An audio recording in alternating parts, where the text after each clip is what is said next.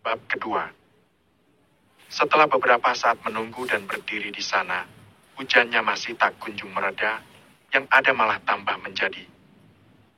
Sika, pakai tambah deras segala lagi. Gumamku melihat tetesan itu yang semakin ramai. Tiba-tiba saja ada kilat yang diiringi dengan suara geluduk. Dear! Kia! Suara itu cukup keras hingga membuat Jenny terkejut sampai memeluk lenganku. Apaan sih? Ucapku saat dia memeluk lenganku. Aku. Dia melepaskannya lagi. Namun malah ada kilatan lagi dengan suara yang lebih keras dari sebelumnya. Duar. Ya! Dia kembali memelukku dengan lebih kuat juga, hingga lenganku dapat merasakan bola karetnya itu. Aku takut. Ringitnya di lenganku, sepertinya gadis itu memiliki fobia terhadap kilat dan petir. Ag, lepasin. Tekanku, karena aku sedikit kurang nyaman saat merasakan bola karetnya. Enggak, aku mau kayak gini sampai supirku kesini. Jawabnya dengan nada yang tak kalah denganku.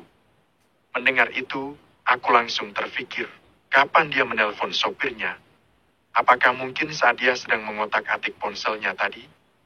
Pikirku yang mendukanya. Aku menarik nafas.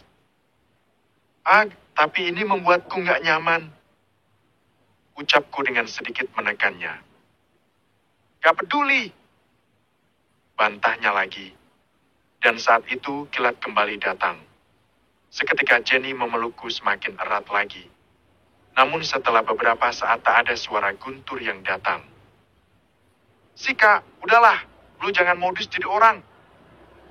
Aku berdecak sembari berusaha melepaskannya. Jenny pun melepaskan pelukan tangannya dari lenganku. Siapa juga yang mau modus sama kamu? Balasnya setelah melepaskannya. Itu tadi barusan. Ucapku lagi. Itu kan karena ada kilat. Jawabnya dengan lancar. Ciciha! Tak ada pembicaraan lagi di antara kita, dua-duanya sama-sama diam. Namun tak lama kemudian, ujuk-ujuk datanglah sebuah mobil mewah berhenti di tempat itu. Ah, itu dia supirku. Jenny sedikit melambat ke arah mobil mewah itu, dan mobil itu pun jalan mendekati kita. Kenapa lama banget sih? Jenny merubah suara bicaranya. Dia tampak memarahi supir yang menjemputnya itu. Maaf non, tadi ada sedikit kendala yang bikin agak lama. Jawab sang supir pribadi itu, pria itu sepertinya berusia sekitar 40 tahunan atau lebih. Alasan aja, ulangi aja kamu kayak gini, kamu bakalan tahu apa akibatnya. Ujar Jenny dengan nada yang tak memiliki sopan santun sama sekali dengan orang yang lebih tua darinya. Ya ampun Jenny, kamu itu pakai apa? Tiba-tiba muncullah seorang wanita cantik, seperti usia wanita itu tak jauh berbeda dengannya. Ah, ini? Aduh ya juga ya. Ini apa sih? Jenny melepaskan hoodie yang aku berikan padanya tadi. Itu punya aku. Aku menyahutnya. Dia siapa, Zan? Pacar kamu? Tanya wanita yang ada di dalam mobil. Bukan. Biasa, dia itu orang yang berpura-pura baik sama aku. Mungkin dia tergoda saat melihatku. Jadinya dia bersikap baik kepadaku biar aku suka sama dia. Jawab Jenny. Saat aku mendengar perkataannya itu, ingin sekali aku menampar mulutnya 100 kali. Gua baik sama lu? Cih, sorry ya, bukannya lu tadi yang meluk gua? Sahutku karena aku sedikit tak terima jika aku dituduh dengannya seperti itu. Kamu beneran meluk dia, Zan? Tanya wanita di dalam itu sambil melihatku dengan tangan sinis. Mada-ada, dia itu cuma omong kosong aja. Udah ayo kita cepat pulang aja. Balasnya dengan nada yang ngegas. Namun matanya melirikku seolah ia tak bermaksud mengatakan itu. Neng. Panggil Mas Nasi Goreng saat Jenny hendak masuk ke dalam mobilnya. Neng belum bayar. Tambah pria itu kembali. Jani memberhentikan langkahnya lalu berbalik. Ini, sisa semuanya buat kamu Mas saja. Jani memberikan selembar kertas 100.000 kepada Mas nasi goreng itu, namun dengan cara yang kurang pantas. Setelah itu, dia naik ke dalam mobil, tak lama kemudian mobil itu pun pergi dari tempat ini. Dasar perempuan gila! Caciku setelah mereka pergi dari tempat itu. Dan datanglah mas-mas nasi goreng itu kepadaku, lalu tangannya menepuk-nepuk punggungku. Yang sabar ya mas, cinta itu memang rumit. Ucapnya pelan. Masnya salah paham, aku gak sedang berpacaran sama perempuan itu. Cuman kebetulan aja dia teman sekolah, itu aja. Balasku membenarkannya dengan sedikit kikuk. Iya, gak apa-apa, gak usah malu. Gini-gini juga dulu saya pernah muda. Kamu pasti merasa gengsi karena dia lebih kaya kan? Lanjut mas nasi goreng itu sembari menepuk pundakku pelan. Orang ini. Terserah dia aja deh. Buatinku sambil mengumpulkan kesabaran. Setelah beberapa saat, hujan pun perlahan mulai mereda. Aku membayar makanan dan minumanku terlebih dahulu sebelum pergi dari tempat itu. Berapa semuanya mas? Tanyaku. 20.000 aja mas. Jawabnya.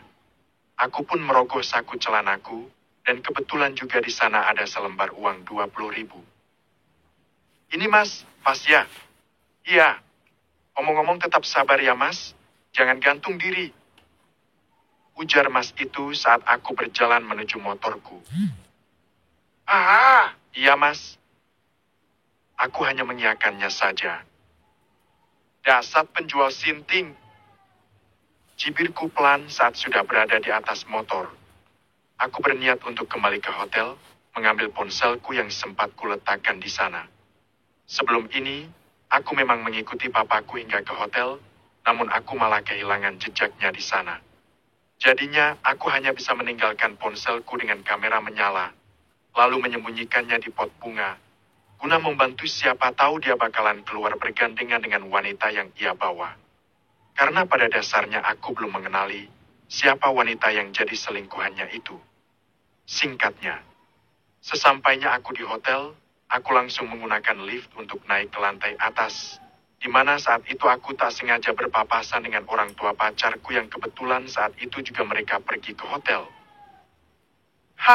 Semoga aja handphoneku nggak hilang. Kalau sampai hilang bisa gawat nih, mana handphone mahal lagi. Gumamku berdoa. Setelah sampai di tempat di mana aku meletakkan ponsel, nafasku menghembus lega karena ternyata ponselku masih berada dalam tempatnya dengan kamera yang masih menyala. Aku penasaran, setelah aku meninggalkannya di sini kurang lebih 2 jam, hal apa saja yang dia tangkap. Oke, tugasmu udah selesai. Ucapku sambil mengambil ponsel itu kembali. Setelah mengambil itu, aku bergegas untuk segera pulang dan menontonnya. Lihat aja, kalau sampai aku dapat bukti kuat, akan kusuruh mama untuk mengajukan perceraian. Tekanku dengan sedikit emosi. Sebenarnya aku masih tak menyangka jika papa akan mengkhianati mama. 1 minggu telah berlalu, kini aku sudah kembali masuk ke sekolah setelah berlibur cukup lama. Jujur saja, aku masih belum tahu siapa selingkuhan papa saat ini. Soalnya hasil rekaman yang saat itu, aku rekam tak menangkap sesuatu yang bagus. Hoi, lagi ngelamunin apa-apa, Nich? Hei. Kata sekarang pemuda mencoba untuk mengejutkanku. Pemuda itu bernama Ardi, dia adalah teman dekatku di kelas. Apaan sih? Kepo lu. Balasku. Dingin amat sih. Oh iya, omong-omong ke kantin yuk. Ajaknya yang menyelimutinya. Sika, sebenarnya gua sih nggak mau. Tapi, ayolah. Bosen juga lama-lama di kelas doang. Aku menyetujuinya. Gitu dong. Yuk. Tapi lu yang jamin gua ya. Kan lu yang ngajak. Ucapku sebelum kita pergi. Ardi mengeluarkan wajah datar. Kebiasaan lu. Gua tahu